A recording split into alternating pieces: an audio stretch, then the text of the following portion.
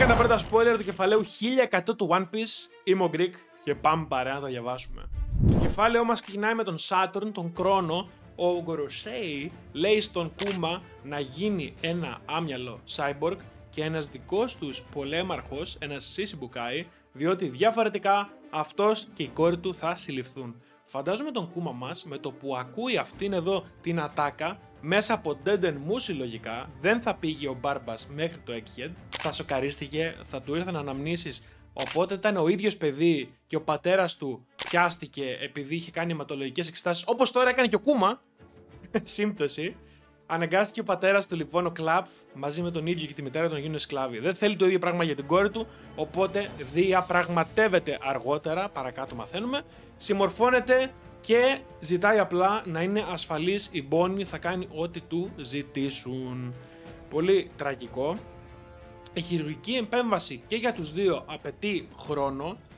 Η μία επέμβαση είναι του Kuma να τον κάνουν ένα άμυαλο ρομπότ, σιγά σιγά να αρχίσει να χάνει την λογική του, και η άλλη επέμβαση είναι η μικρή του κόρη, η Bonnie, να αρχίσει να χάνει τα πετράδια από το πρόσωπό της, αυτά τα μπλε, το Sapphire Scales, η ασθένεια που έχει. Γίνεται στο Egghead το χειρουργείο και προσέχει αυτούς τους δύο και την όλη κατάσταση ο Kizaru. Φαντάζομαι το Kizaru να είναι έξω από το δωμάτιο αναμονής και απλά να έχει το νου του μήπως έρθει κάποιος Dragon, κάποιος από τον επαναστατικό στρατό, φίλος του Kuma, προσπαθώντας να του σώσει, έτσι. Διότι λείπουν πάρα πολύ καιρό και αυτό προφανώς σημάνει καμπανάκια συναγερμού. Εάν εγώ παράδειγμα δεν ακούσω νέα από την μητέρα μου, από τον φίλο μου, από τον κολλητό μου για 2, 3, 4, μία εβδομάδα, θα αρχίσω να ανησυχώ. Το ίδιο και οι φίλοι του Kuma, συνεπώς. Μετά το τέλος της χειρουργικής επέμβασης, μαθαίνουμε ότι η Bonnie επιστρέφει στο Sorbet, στην πατρίδα που μεγάλωσε, στο βασίλειο του Kuma.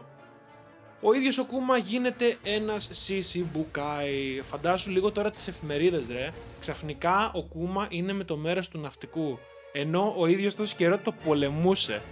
Σοκαριστικό σίγουρα, και γι' αυτό το λόγο λαμβάνουμε τις αντιδράσεις παλιών Shishibukai. Φαντάζομαι θα βλέπουμε την αντίδραση, ξέρω εγώ, του Doflamingo, την αντίδραση του Mihawk, την αντίδραση του Jinbei, όπως και την αντίδραση λογικά και άλλων χαρακτήρων του One Piece, όπως του Dragon. Θέλω να δω αντίδραση Dragon όταν μάθει ότι το δεξί του χέρι πήγε με το ναυτικό.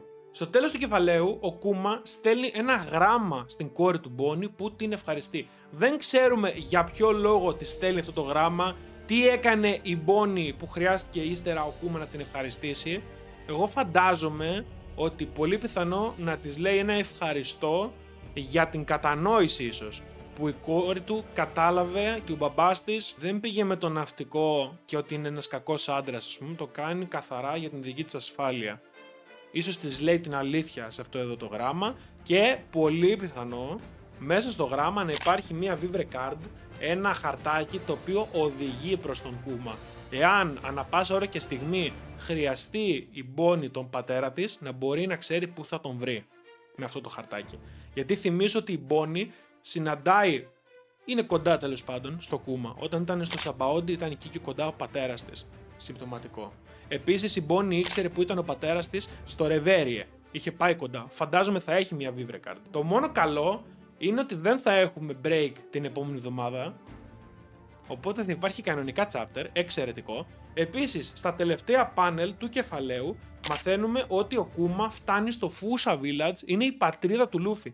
Δεν έχω πραγματικά ιδέα το τι μπορεί να ψάχνει εκεί πέρα ο κύριος Kuma, αλλά είναι πάρα πολύ ενδιαφέρον. Περιμένω πάρα πολλά από το 1100. Είναι πραγματικά πολύ λίγες οι πληροφορίες που έχουμε. Δεν έχουμε καν εικόνες, είναι μόνο αυτές οι λέξεις που σας διάβασα, οι προτάσεις. Παρ' όλα αυτά, εμείς θα είμαστε εδώ παρέα την Πέμπτη στο live stream στο κανάλι, ζωντανή ροή, θα διαβάσουμε παρέα το chapter. Σας περιμένω όλους το μεσημεράκι να μπείτε παρέα, να διαβάσουμε το chapter και να το σχολιάσουμε πριν βγει το καθιερωμένο μας review την Παρασκευή. Αυτά είχα να πω εγώ, ελπίζω να σας άρεσε αυτό το σύντομο βιντεάκι. Περιμένω full απόψεις κάτω στα σχόλια. Ένα like βοηθάει στον αλγόριθμο να προωθηθεί το βίντεο. Εγγραφή αν είσαι λαθρεπιβάτης και θα τα πούμε στο επόμενο βίντεο. Από τον Greek, sayonara. Τέλος, να πω ένα πολύ μεγάλο ευχαριστώ στα μέλη του καναλιού που στηρίζουν οικονομικά με τη συνδρομή τους.